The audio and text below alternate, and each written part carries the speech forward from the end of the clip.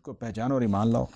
جی توجہ کیجیے، دوسرا رکوع وَاضْرِبْ لَهُم مَثَلًا، اور بیان کیجیے ان کے لیے ایک مثال، اصحاب القریۃ، بستی والوں کی، کسی بستی والوں کی آپ مثال بیان کیجیے۔ اذ جاءها المرسلون، جب اس بستی میں آئے اللہ کے بھیجے ہوئے، اللہ کے بھیجے ہوئے رسول آئے، اس کا مطلب ایک نہیں آیا، کئی آئے، جمع کا صیغہ آ گیا نا۔ اذ ارسلنا الیہم اثنین، جب ہم نے بھیجے ان کی طرف دو پیغمبر، دو پہلے آئے، ایک پھر دوسرا، فکذبوہما، تو انہوں نے ان دونوں کو جھٹلا دیا، انکار کر دیا، فعززنا، پھر ہم نے ان کو تقویت دی، ہم نے ان کی جو ہے وہ ان کو مضبوط کیا، کس سے؟ بثالث، تیسرے کے ساتھ۔ یہ اللہ تعالیٰ کا طریقہ تھا پہلے کہ اگر مختلف بستیوں کے اندر جو ہے وہ اللہ کے رسول آتے تو وہ ایک دوسرے کی تصدیق بھی کرتے اور ایک دوسرے کی دعوت پر ایمان بھی لاتے اور ایک دوسرے کی مدد بھی کرتے، کیونکہ دعوت تو ایک ہی ہے۔ ایک رسول کا انکار حقیقت میں سارے رسولوں کا انکار ہے، یہ بات آپ نے دیکھا، ایک رسول کا انکار سب کا انکار ہے، کیوں بھلا؟ کیونکہ دعوت ایک ہے۔ آپ اگر سورہ شعراء کے اندر یہ دیکھیں، یہ مضمون میں نے بیان کیا تھا آپ کو، حضرت نوح علیہ السلام اپنی قوم کی طرف آئے، حضرت ہود علیہ السلام اپنی قوم کی طرف آئے، حضرت صالح علیہ السلام اپنی قوم کی طرف آئے، حضرت شعیب علیہ السلام اپنی قوم کی طرف آئے، سارے نے کیا کہا؟ میں تمہاری طرف اللہ کا رسول ہوں۔ لیکن اللہ تعالیٰ نے وہاں گفتگو کرتے ہوئے جو آیات مبارکہ نازل کو وہاں کیا کہا؟ انہوں نے رسولوں کا انکار کیا، انکار تو انہوں نے ایک رسول کا کیا تھا، کیا مطلب؟ ایک رسول کا انکار سب کا انکار ہے، وہ دعوت ایک ہے۔ تو یہ اللہ کے رسول جو ہیں وہ ایک دوسرے کی تقویت کا باعث بنتے، فرمایا دو کا انہوں نے انکار کر دیا، فعززنا بثالث، پھر ہم نے ان کو تقویت دی تیسرے کے ساتھ، فقالوا، چنانچہ انہوں نے کہا، انا الیکم مرسلون، بے شک ہم تمہاری طرف بھیجے گئے ہیں، اللہ تعالیٰ نے ہمیں بھیجا ہے، ہم خود تو نہیں بھائی آئے۔ قالوا، اب ان کے وہ اعتراضات جو اللہ کے رسولوں پہ عام طور پر ہوتے ہیں، اب وہ ایک ایک کر کے گنتے جائیے، ذرا سنتے جائیے۔ یہ قرآن مجید جو ہے اس کے بارے میں ہمیشہ ذہن میں رکھیے کہ اگر آپ اس کو تھوڑا سا تحمل کے ساتھ، صبر کے ساتھ، آرام سے تفکر اور تدبر کے ساتھ غور کر کے پڑھتے جائیں تو آپ کو ایسے لگے گا جیسے ایک ایک آیت دوسری آیت کے ساتھ بالکل جڑی ہوئی ہے، منسلک ہے، کڑیوں کے ساتھ کڑی ملی ہوئی ہے، کنٹینیوس مضمون ہے۔ یہ نہیں ہو سکتا کہ یہ مضمون جو ہے یہ اس کے اندر کوئی آپ کو ایسے محسوس ہو، کوئی ایسے تسلسل نہیں ہے۔ کوئی نظر آ رہا ہے؟ ایک دعوت پیش کی جا رہی ہے، مثال آ گئی، اب آگے۔ قالوا، انہوں نے کہا، ما انتم الا بشر مثلنا، نہیں ہو تم مگر بشر ہمارے ہی جیسے، تم تو ہمارے جیسے انسان ہو، گلیوں میں چلتے پھرتے ہو، کھاتے پیتے ہو، تمہارے بیوی بچے ہیں، تمہیں پریشانی بھی آتی ہے، تمہیں تکلیف بھی آتی ہے، تم بیمار بھی ہو جاتے ہو، تو یہ سارے جو زندگی کے جتنے بھی معاملات ہیں یہ ہمارے ساتھ بھی ہیں اور تمہارے ساتھ بھی ہیں، تو پھر تمہارے اور ہمارے درمیان فرق کیا ہوا؟ چاہیے تو یہ تھا کہ اللہ تعالیٰ جو ہے وہ فرشتوں کو جو ہے وہ ہماری طرف بھیجتا۔ یہ دیکھیے یہ ان کا کیا ہے، یہ انہوں نے سب سے پہلا اعتراض کیا۔ اسی لیے یاد رکھیے، ایمان لانے کے بعد سب سے مشکل چیز اللہ کے رسول کی اطاعت ہوتی ہے، سب سے مشکل چیز۔ انسان کیا کرتا ہے؟ آپ دیکھیں بہت سارے لوگ، آپ لوگ دیکھیے، وہ آپ ہی دیکھ لیں اپنے اپنے گھروں کے اندر، گھر کے اندر والدین موجود ہیں،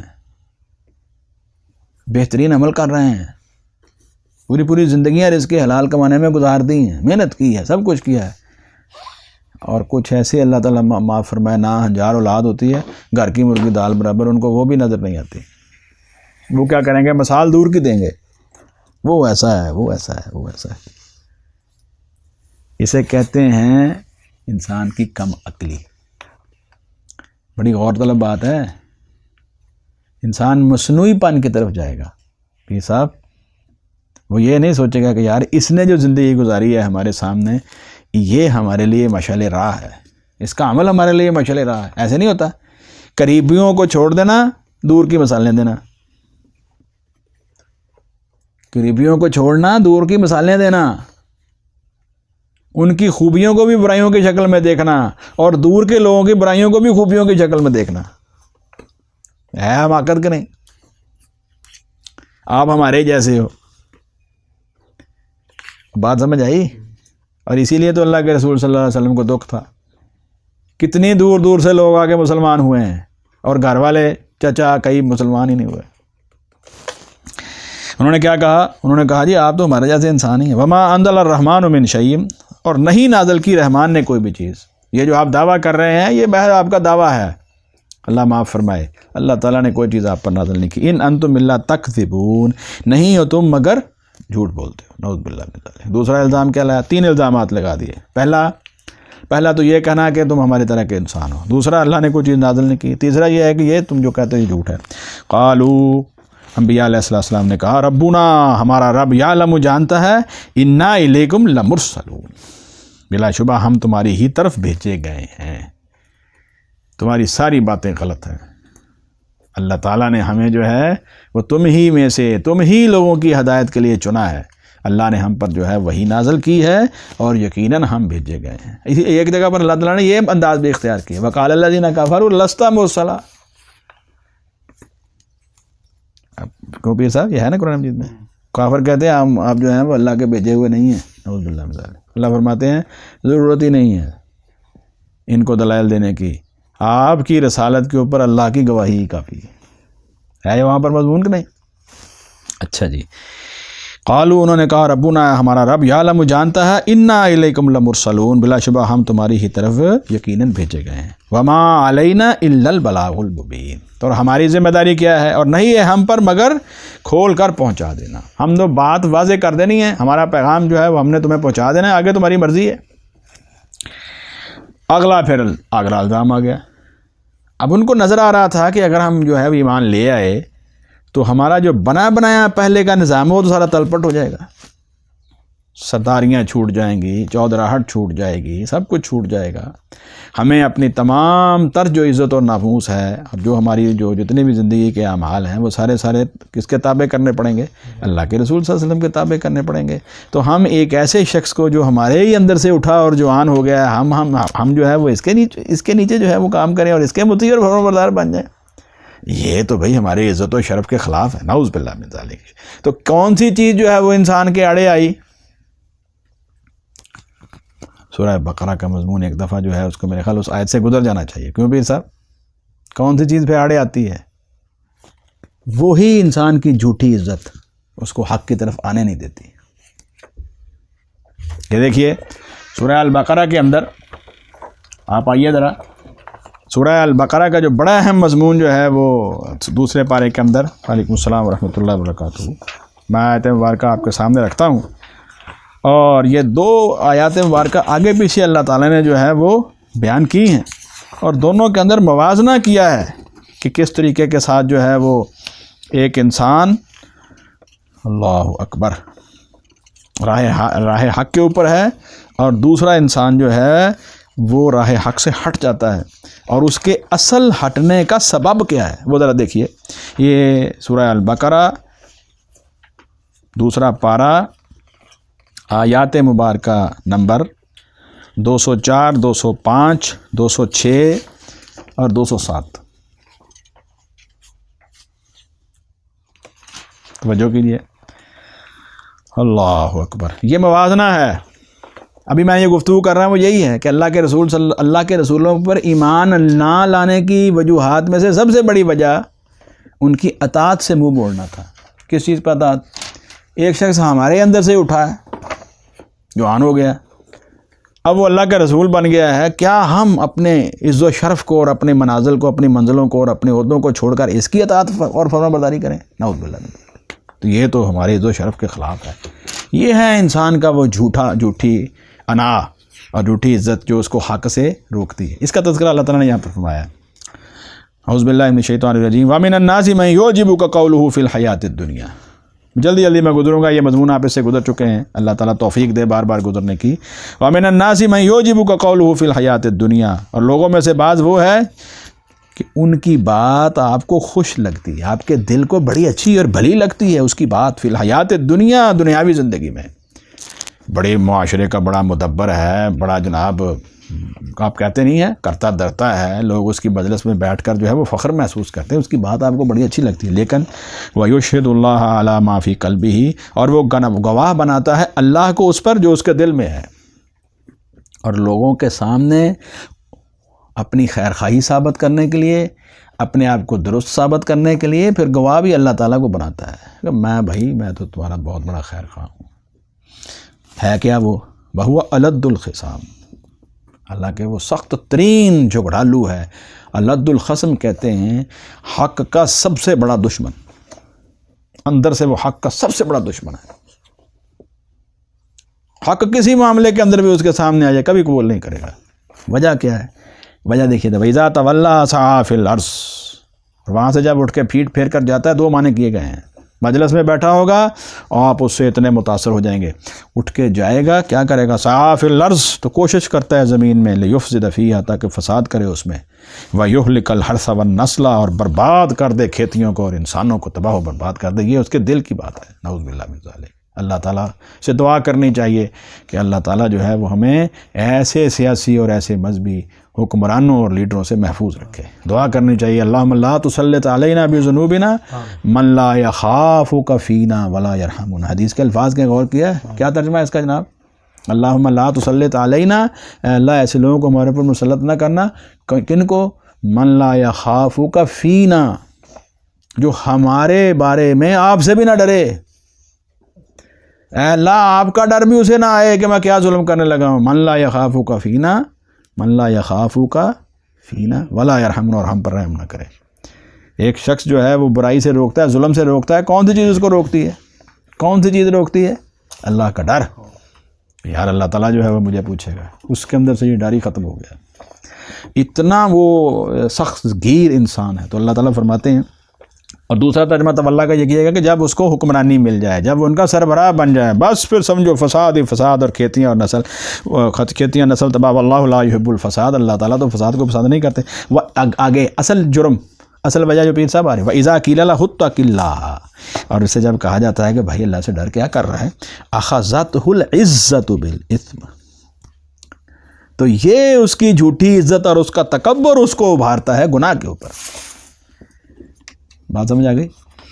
ابو جہل کا تذکرہ بھی تو ہوا تھا نا، أَخَذَتْهُ، تو ابھارتا ہے اسے العزت، تکبر، بالاسم، گناہ پر، فحسبہ جہنم، ایسے شخص کے لیے جہنم ہی کافی ہے، وَلَبِئْسَ الْمِہَادُ، اور یقیناً وہ بڑا برا ٹھکانہ ہے۔ یہ موازنہ ہو رہا ہے، ایک شخص جو ہے اس کی حالت یہ ہے۔ اور میں نے یہ کہا، یہ جو سورہ یاسین کے مضامین آج گزر رہے ہیں، آپ ذرا لیٹ ہو گئے، کہ یہ جو مضمون یہاں آ رہا ہے انبیاء علیہ السلام کی اطاعت اور فرما برداری سے، اصل جو لوگ بھاگے ہیں وہ اسی طرح کے لوگ بھاگے ہیں، اور یہی لوگ جو ہیں وہ دوسروں کی گمراہی کا بھی سبب بنے ہیں، جو ان کے متحد تھے۔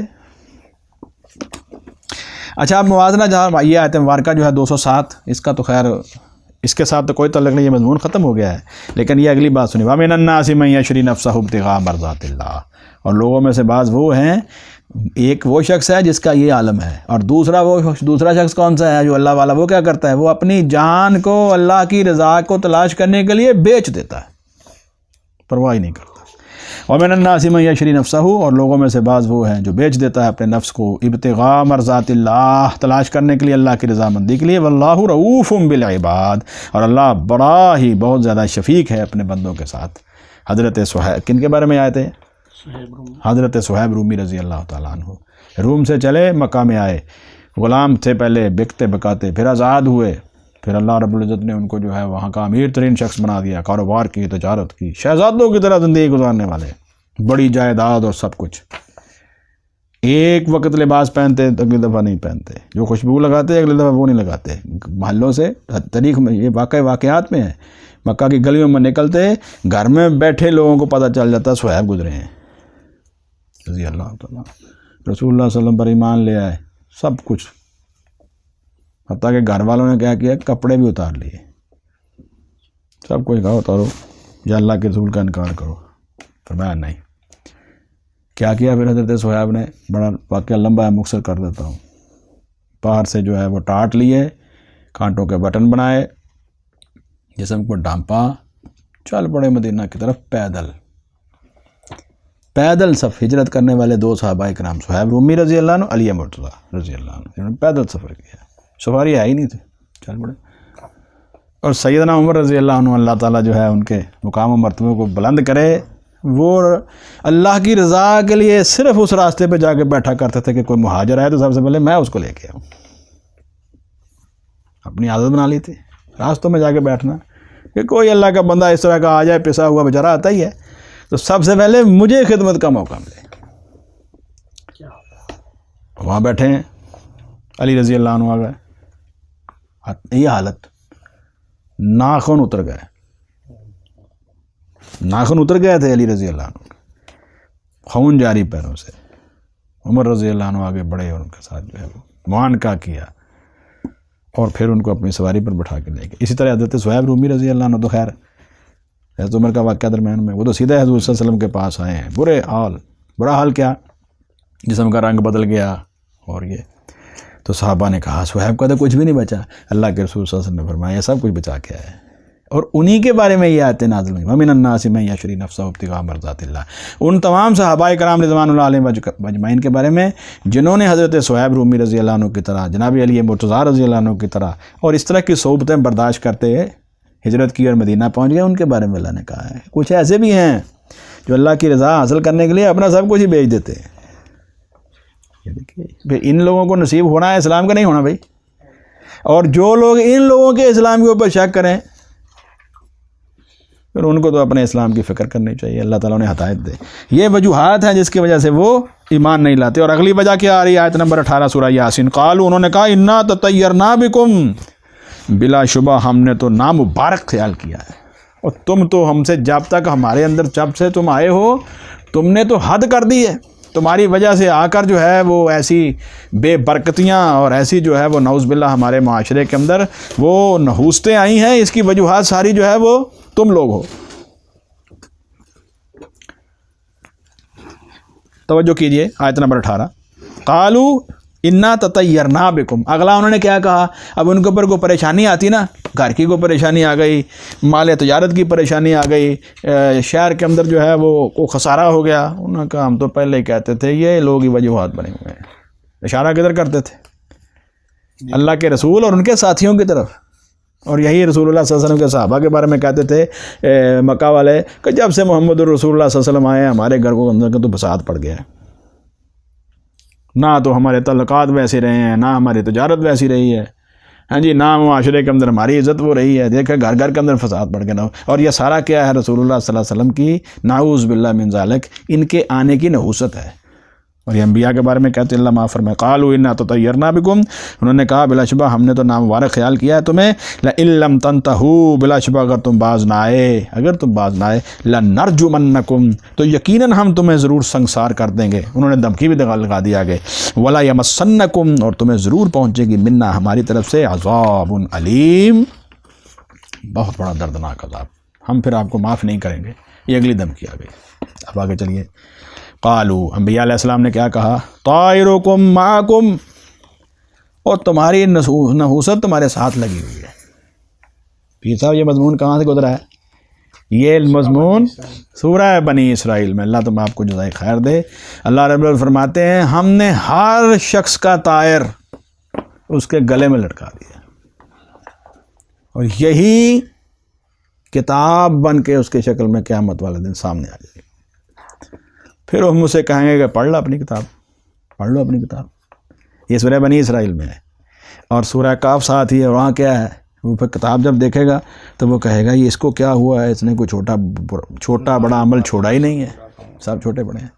تو انسان کی جو خوش بختی ہے وہ بھی اس کے اپنے عمل کے ساتھ جڑی ہوئی ہے، اور انسان کی بدبختی جو ہے وہ بھی اس کے برے عمل کے ساتھ جڑی ہوئی ہے۔ اللہ معاف، میں کسی کو کیوں کہتے ہو؟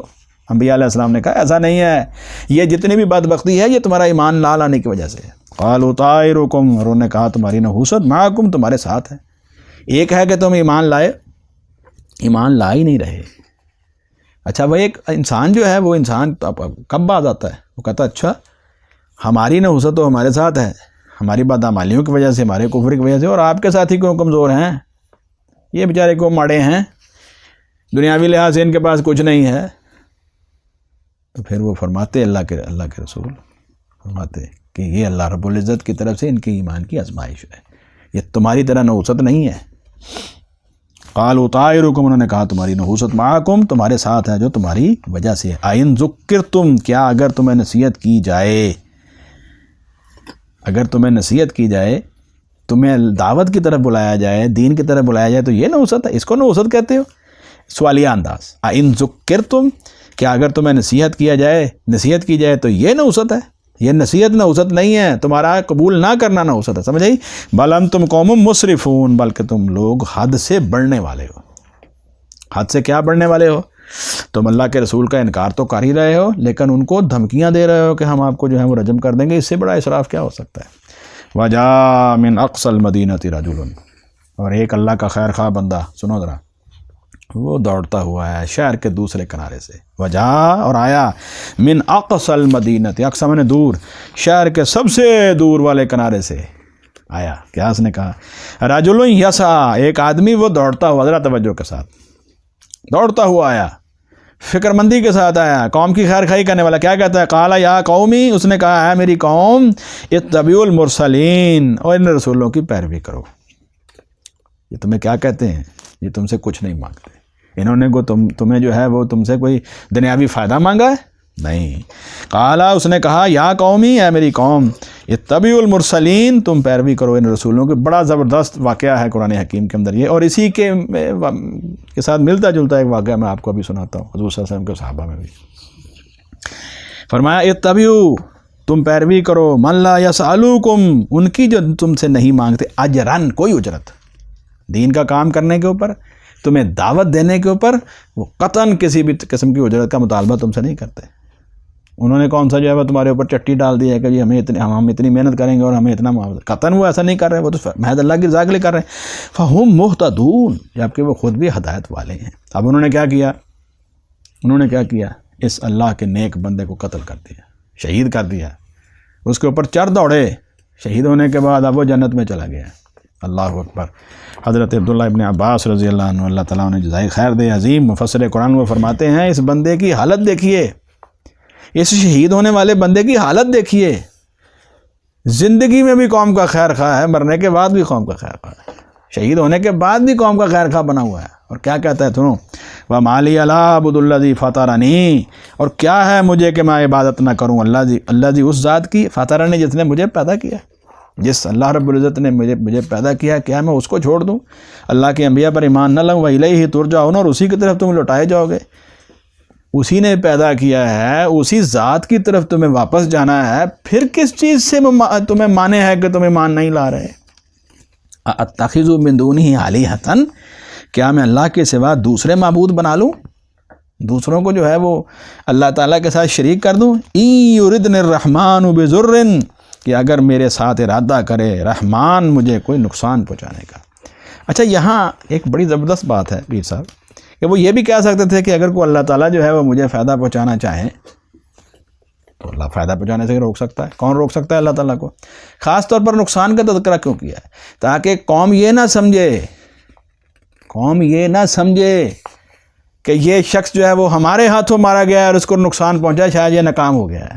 ہاں، نہیں، میری شہادت ناکامی کی علامت نہیں ہے، یہ تو کامیابی کی علامت ہے۔ دیکھیے بات ذرا غور کیجیے، اتخذ من دونہ آلہۃ، کیا میں بنا لوں اس اللہ کے سوا دوسرے معبود؟ ان یردن الرحمن بضر، کہ اگر میرے ساتھ ارادہ کرے اللہ تعالیٰ، اللہ کی ذات الرحمن، مجھے نقصان پہنچانے کا، لا تغنی عنی شفاعتہم شیئا، تو کام نہیں آئے گی میرے شفاعتہم شیئا، ان کی شفاعت کچھ بھی جن کو تم اللہ کے ساتھ شریک کر رہے ہو۔ اور دوسری ایک اور بات بھی ہے، جو پہلے سے خوشحال ہے اس کو کسی کی سفارش کی ضرورت کیا ہے؟ وہ تو اپنے نشے میں ہے، مستی میں ہے۔ کیوں پیر جی؟ سفارش کی ضرورت کس کو پڑتی ہے؟ اللہ کو کون پکارتا ہے زیادہ؟ جو مصیبت میں ہوتا ہے بیچارہ، کیوں جی؟ تکلیف میں جو زیادہ ہوتا ہے وہ زیادہ پکارتا ہے یا خوشحال زیادہ پکارتا ہے؟ خوشحال کو تو یہ فکر لگی رہتی ہے کہ میری خوشحالی برقرار رہے، وہ اس کے لیے دعا مانگتا ہے، اور کرنی چاہیے۔ لیکن جو آدمی جو ہے وہ بیچارہ پریشان ہوتا ہے یا کسی مصیبت میں ہوتا ہے، وہ اللہ تعالیٰ کی طرف زیادہ رجوع کرتا ہے۔ اور مشرکین کیا کرتے ہیں؟ وہ سمجھتے ہیں کہ یہ معبودان نے باطل ہماری سفارش کر دی، اس لیے اس نے یہ تذکرہ کیا ہے کہ اگر کیا ان معبودان کو، باطل معبودوں کو جن کو تم اللہ تعالیٰ کے ساتھ شریک کر رہے ہو، ان کو کیا میں اللہ تعالیٰ کی ذات کو چھوڑ کر اللہ کا شریک بنا دوں کہ اگر اللہ رحمان مجھے نقصان پہنچانے کا ارادہ کر لیں یا مجھے نقصان پہنچائیں تو ان کی سفارت جو ہے وہ کسی بھی کام نہیں آئے گی۔ ولا ينقذون، اور وہ مجھے چھڑا بھی نہیں سکیں گے۔ اللہ تعالیٰ جو ہے وہ اگر مجھے پکڑ لیں تو وہ مجھے چھڑا بھی نہیں سکیں گے۔ اس کی خیر خواہی دیکھیں وہ تبلیغ کیسے کر رہا ہے، وہ ساری چیزوں کی ذمہ داری یا سب چیزوں کو اپنی طرف منسوب کر رہا ہے. وہ یہ نہیں کہتا کہ اگر تم ایسا کرو گے تو تمہیں جو ہے وہ رحمان پکڑ لے گا اور تمہیں سزا ملے گی. اصل میں مخاطب تو ان کو تھا. اپنے آپ کو کیوں کہہ رہا ہے؟ اس لیے کہہ رہا ہے کہ یہ بات جو ہے وہ ان کے دل میں اتر جائے کہ یہ آدمی جو ہے وہ کتنا خیر خواہ ہے. کیوں جی؟ وہ یہ بھی کہہ سکتا تھا نا کہ اگر تم جو ہے وہ شرک کرو گے تو اللہ تعالیٰ تمہیں پکڑ لے گا, تمہیں سزا ملے گی. نعوذ باللہ. اس نے کہا نہیں, اگر رحمان جو ہے وہ مجھے جو ہے وہ نقصان پہنچائے, اللہ تعالیٰ جو ہے وہ ارادہ کرے کہ مجھے کوئی نقصان پہنچنے والا ہے, لا تغنی عنی شفاعتہم شیئا, تو کام نہیں آئے گی ان کی شفاعت شیئا کچھ بھی, ولا ینقذونی, اور وہ مجھے چھڑا بھی نہیں سکیں گے. انی اذا لفی ضلال مبین, بے شک میں اس وقت یقیناً کھلی گمراہی میں ہوں گا.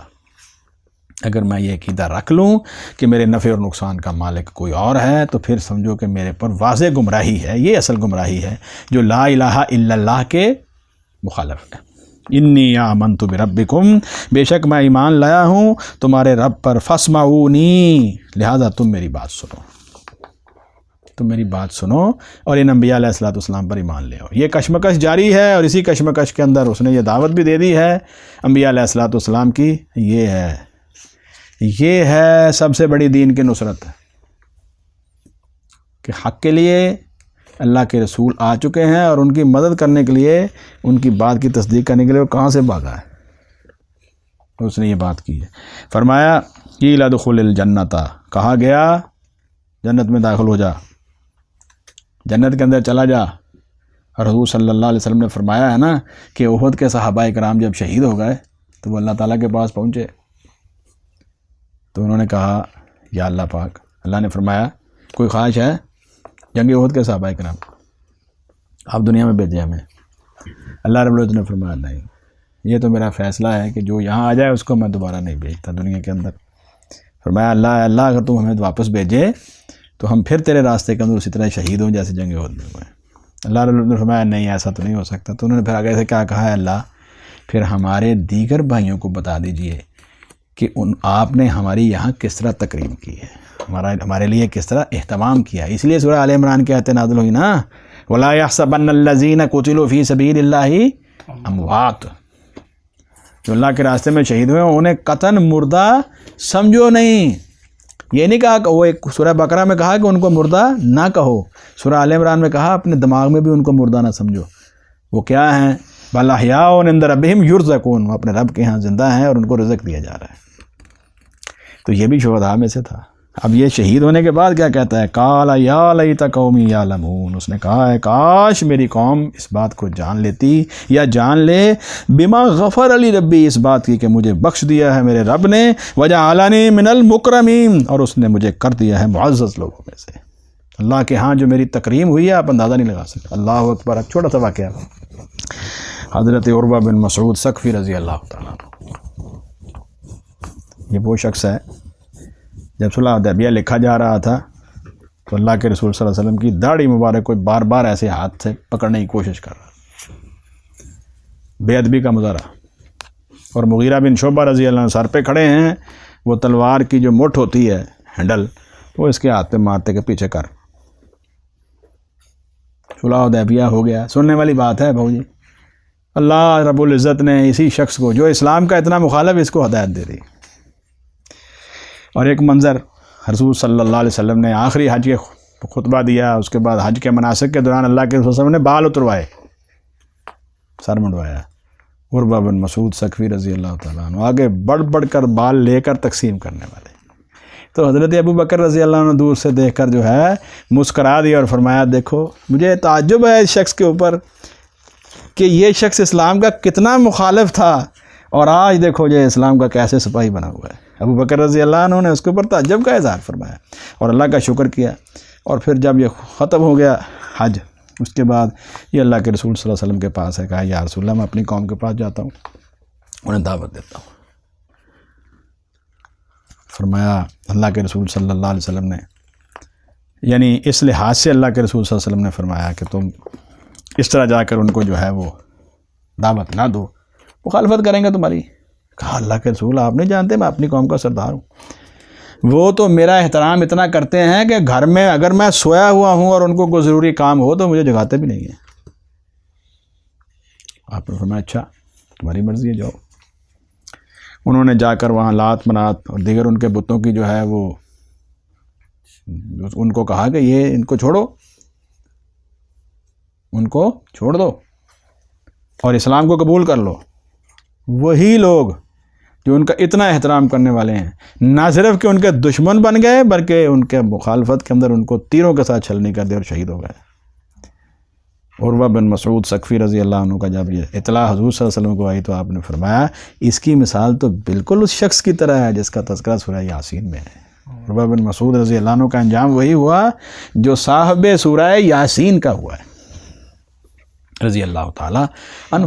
تو یہ جو شخص ہے یہ شہید ہو گیا بیچارے، اور انہوں نے پھر وہاں جا کر بھی قوم کی خیر خواہی کی، دنیا میں بھی اور آخرت میں بھی ان کی خواہش یہ تھی کہ یہ ہمیں بھی اللہ تعالیٰ توفیق عطا فرمائے کہ ہم اپنے بارے میں، اپنے بیوی بچوں کے بارے میں، اپنے بڑوں چھوٹوں کے بارے میں، اپنے عزیز و اقارب اور اپنے ارد و گرد و نواح کے بارے میں اسی طرح کی جو ہے وہ دل کے اندر خیر خواہی رکھیں، اگرچہ کوئی لوگ مانتے ہیں یا نہیں مانتے، کہ اللہ ان سب کو جو ہے وہ تو ہدایت دے دے اور ہم سب جو ہیں وہ اکٹھے تیرے عذابوں سے بچ کے جنت میں داخل ہو جائیں، آمین ثم آمین۔ انہوں نے کیا کہا؟ بما غفر علی ربی، اس بات کو کہ مجھے بخش دیا ہے میرے رب نے، وجعلنی من المکرمین، اور اس نے مجھے کر دیا ہے معزز لوگوں میں سے۔ اب اللہ فرماتے ہیں پھر ہوا کیا؟ 3 انبیاء علیہ السلام یک کے بعد دیگرے آئے، نہیں مانے، اس اللہ کے بندے کو بھی، اللہ کے ولی کو، انبیاء کے ماننے والے ان صحابہ میں سے ان کو بھی شہید کر دیا۔ پھر اللہ نے ایک فیصلہ کر لیا، وما انزلنا علی قومہ من بعدہ من جند، اور ہم نے نہیں اتارا اس کی قوم پر، من بعدہ اس کے بعد، یعنی اس شخص کی قوم پر، من جند کو لشکر، ہمیں کسی لشکر کی ضرورت نہیں پڑی کہ بہت بڑا لشکر بھیجے ان کو ختم کرنے، بار بار کہتے تھے نا جاؤ لے آؤ صاحب، جاؤ لے آؤ صاحب، نعوذ باللہ من ذالک، من السماء، آسمان سے، وما کننا منزلین، اور ہم نہیں تھے اتارنے والے، ہمیں بڑے بڑے لشکر نہیں اتارنے پڑتے اگر کسی کو تباہ کرنا پڑتا ہے۔ ان کانت الا صیحۃ واحدۃ، نہیں تھا کچھ بھی مگر ایک چیخ، صیحۃ واحدہ۔ حدیث میں آتا ہے آثار کی کتابوں کے اندر، تفسیری کتابوں کے اندر، کہ حضرت جبریل علیہ السلام تشریف لائے، صحابہ بیان کرتے ہیں، اور شہر کے بڑے دروازے پہ کھڑے ہو کر اس کی وہ کیا کہتے ہیں چوگاٹ، بڑا دروازہ، کھڑے ہو کر ایک چیخ ماری، سب ختم، ایک چیخ۔ فرمایا ایک ہی چیخ تھی، اور یہ کہتے تھے نا بڑے بڑے جاؤ بلا لو، اور یہ مکہ والوں کو بھی سمجھایا جا رہا ہے جو بیت اللہ کی جو ہے وہ چادروں کو پکڑ پکڑ کر دعا کر رہے ہیں کہ اللہ تو آسمان سے، اگر تے اللہ کا تیرا اللہ تیرا یہ پیغمبر محمد رسول اللہ صلی اللہ علیہ وسلم اگر سچے ہیں تو پھر جو ہے وہ آسمان سے پتھروں کا میل ڈال دے، کوئی بڑا عذاب جو ہے وہ بھیج دے۔ کس نے یہ دعا کی تھی؟ ابو جہل اور اس کے ساتھیوں نے مل کے بیت اللہ کی دیواروں کے ساتھ چمٹ کے دعا کی تھی، نعوذ باللہ من ذالک۔ اللہ نے فرمایا تمہیں مارنے کے لیے کہ بڑے لشکروں کی ضرورت ہے۔ اب یہاں ایک بڑا زبردست بات ہے، اللہ کے رسول صلی اللہ علیہ وسلم کی ذات مبارکہ، بدر میں کتنے تھے صحابہ کرام؟ 313، اور یہ کتنے تھے؟ 1000۔ تو وہاں تو اللہ تعالیٰ نے 1000 فرشتہ بھیج دیا، اور ان کو مارنے کے لیے ایک چیخ ہی سے فارغ کر دیا سب کو۔ جو لکھا ہے صاحب مفسرین نے، اللہ تعالیٰ نے جزائے خیر دے، صحابہ کے اقوال میں سے یہ اللہ کے رسول صلی اللہ علیہ وسلم کی تکریم تھی۔ اللہ چاہتے ایک فرشتے کے ذریعے ان کو 1000 کچھ کر دیتے، لیکن اللہ تعالیٰ نے نبی صلی اللہ علیہ وسلم کو حق کو ثابت کرنے کے لیے کہ آپ سچے ہیں اور آپ کی عزت اور تکریم فرمائی ہے کہ 1000 فرشتے جو ہیں وہ نازل فرمایا میدان بدر کے اندر، اور یہاں ایک فرشتے نے چیخ ماری فارغ، ان کانت الا صیحۃ واحدۃ، نہیں تھا کچھ بھی مگر ایک چیخ ہی، فاذا ہم خامدون، تو اس سے اچانک وہ بجھ کر رہ گئے۔ خامد کیسے کہتے ہیں؟ وہ چنگیاری جس کے اندر آگ بالکل آخر پہ اور بالکل ختم ہو جائے، بجھ جائے۔